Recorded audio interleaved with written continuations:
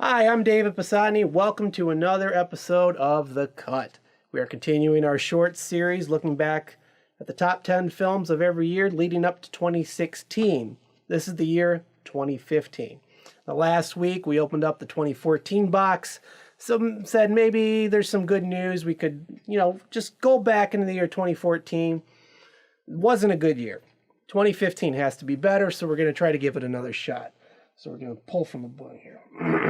So we'll see what happens.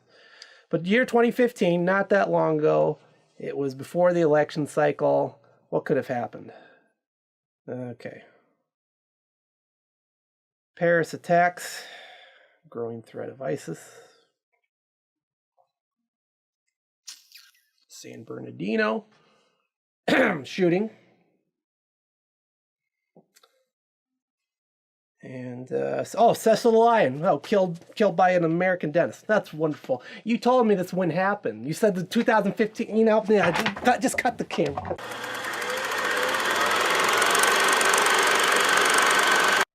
Clearly that was a bad idea.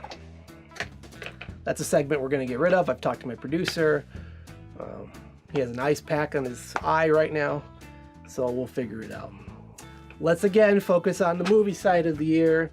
A little more positive, and at the Oscars, The Big Short upset The Revenant, but it did not upset the highlight moment of the year when Mr. Nothing Right Ever Happens to Me, Leonardo DiCaprio, finally won his Oscar for Best Actor. Look at him. Things are finally going his way. Look at that. In other news, Mark Rylance upset Sylvester Stallone for Best Supporting Actor, knocking out the Rocky champion for his portrayal in Creed. And Chris Rock also mocked the Oscars So White controversy, while also simultaneously making fun of Asians, which kind of nullified the whole point. So, yeah, good stuff. The top 5 films of the year were Star Wars Episode 7, Jurassic World, The Avengers Age of Ultron. That was a tough one, guys. Inside Out, and Furious 7. That one's not too bad.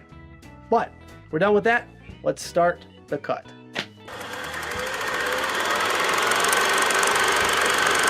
Number 10 film of 2015, Star Wars Episode 7, The Force Awakens.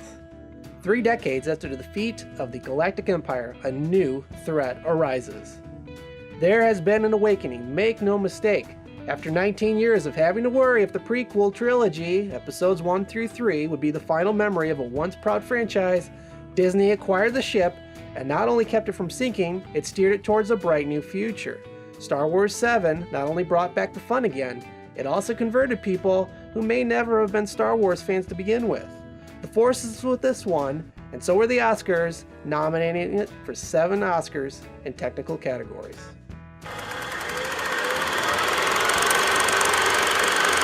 My number 9 film of 2015, Ex Machina. A young programmer is selected to participate in a groundbreaking experiment in synthetic intelligence by evaluating the human qualities of a breathtaking humanoid, AI. The 70s is probably my favorite decade for movies, especially the classic sci-fi inspired by 2001. Back then, these films took their time setting up an atmosphere, developing science, promoting the characters. Ex Machina taps into this era of filmmaking with such grace. It's amazing to think of this film as modern context in filmmaking. It would be easy by some to label the film as slow or weird, but it would be undervaluing one of the best science films in my recent memory. Nominated for 2 Oscars, Ex Machina would go on to win for Best Achievement in Visual Effects, a massive upset over larger films like Mad Max, The Revenant, The Martian, and Star Wars.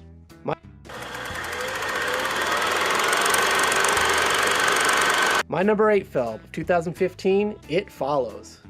A young woman is followed by an unknown supernatural force after a sexual encounter. A horror film for people who wouldn't normally watch horror films, It Follows relies on an incredibly original premise to evoke chilling images, tense scenarios, and the best 80s synthesized score since, well, the 80s. I can't think of this film as more than anything else than frightening.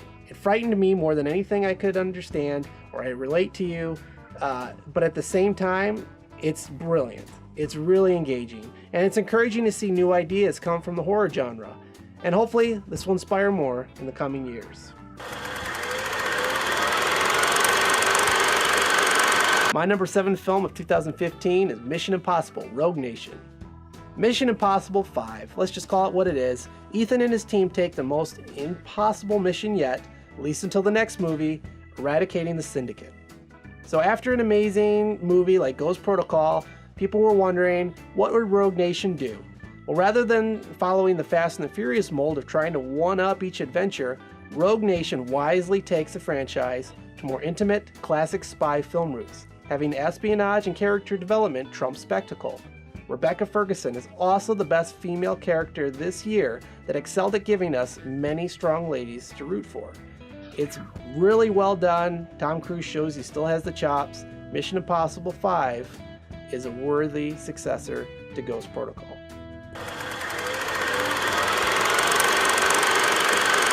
My number 6 film of 2015, Steve Jobs. Steve Jobs takes us behind the scenes of the digital revolution to paint a portrait of a man at his epicenter. The story unfolds backstage at 3 iconic product launches, ending in 1998 with the unveiling of the iMac. It's an amazing film that sadly no one saw. It bombed at the box office. It was a disaster, confirming that people just weren't really interested in more cinematic portrayals of the tech genius. It's just a shame that they missed the best one yet. Driven by the signature sizzling dialogue of writer Aaron Sorkin, who did The Social Network, the character lines zing and pop with energy and wit. Michael Fassbender has rarely ever been better, and that's saying something for that actor, and the father-daughter dynamic hit home for me. Trust me, it's worth the look that no one else gave it. This film was nominated for 2 Oscars, including Best Actor and Best Actress. My number 5 film of 2015, Inside Out. After young Riley is uprooted from her Midwest life and moved to San Francisco, her emotions, joy, fear, anger, disgust, and sadness conflict on how to best navigate to a new city, house, and school. Look, I've said it since it came out, this is Pixar's most genius animated production. Sure, I enjoy The Incredibles, Toy Story 3, and WALL-E more, but none of them has the brains of this operation. It's a rare film that forces you to view your decision or reaction from the perspective of your emotions. And it's even more amazing that it is an animated film that delivers it. It's touching, insightful, genuinely hilarious. Easily the best Pixar film in the past 5 years. Nominated for 2 Oscars, it ended up winning for Best Animated Film.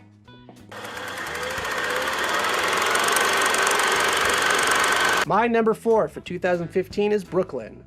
An Irish immigrant lands in 1950s Brooklyn, where she quickly falls into a romance with a local. When her past catches up with her, however, she must choose between 2 countries and the lives that exist within. Dave, you have a chick flick on this list? That's a real comment I received when I showed someone the rankings of Brooklyn back when I made this list. And if this is what a chick flicks are going to start becoming, I'm more than happy to sign up and watch them. This is the most sincere film without a manipulative bone in its body. Yet it's almost magical in its perspective of love, loss, and finding out what your true home is. Thanks to amazing performance from Saoirse Ronan, I felt the weight of every hard decision this girl felt in choosing between loyalty, country, and ultimately love. I left the theater feeling happy that such a film was made, and the 1950s Brooklyn atmosphere is perfect for such an occasion. This film was nominated for 3 Oscars, including Best Picture.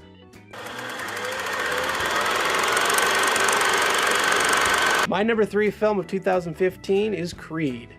The former heavyweight champion, Rocky Balboa, serves as a trainer and mentor to Adonis Johnson, the son of his late friend and former rival, Apollo Creed. This year, we had a lot of what is called legacy sequels, where the older generation of a franchise passes the baton to a younger generation. Creed managed to stand above the pack to claim the undisputed title of champion for legacy sequels. Not only does it pay enormous respect to the classic beats and glory of the first Rocky film, but it takes the series forward in a very logical direction. Nothing feels forced, the drama is genuine, and Stallone has never been better as Rocky, the role that made him famous. It's a crowd pleaser in every way and was nominated for an Oscar for Best Supporting Actor.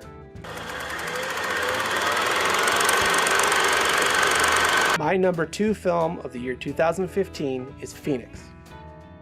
A disfigured Holocaust survivor sets out to determine if the man she loved betrayed her trust. Sometimes when you see enough movies, like I do, it's the softer films that pack the most punch. And for me in the year 2015, that film was Phoenix. This film tells the story of how a concentration camp survivor, having a new face after reconstructive surgery, tracks down her husband to rekindle her marriage. It includes some potential dangerous and heartbreaking consequences as a result.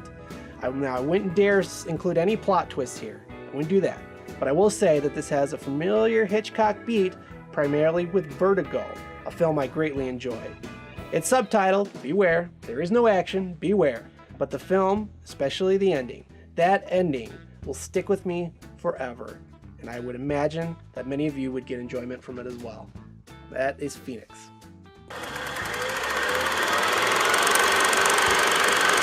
My number 1 film, 2015, is Mad Max Fury Road.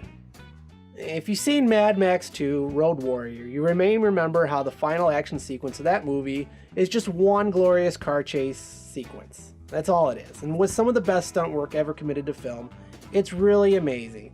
Now, 34 years later, and down one Mel Gibson, Mad Max is back.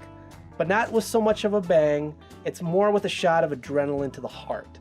That car chase at the end of Road Warrior, that's this whole movie now. It rages, soars and bleeds with insane action, death-defying stunts, and some truly unbelievable practical twisting of deadly metal. And yet, behind all of it is the character of Charlize Theron, whose arc in this movie pretty much eclipses Max's. And why shouldn't she? She's probably the most impactful heroine committed to screen this year, and she absolutely nails it.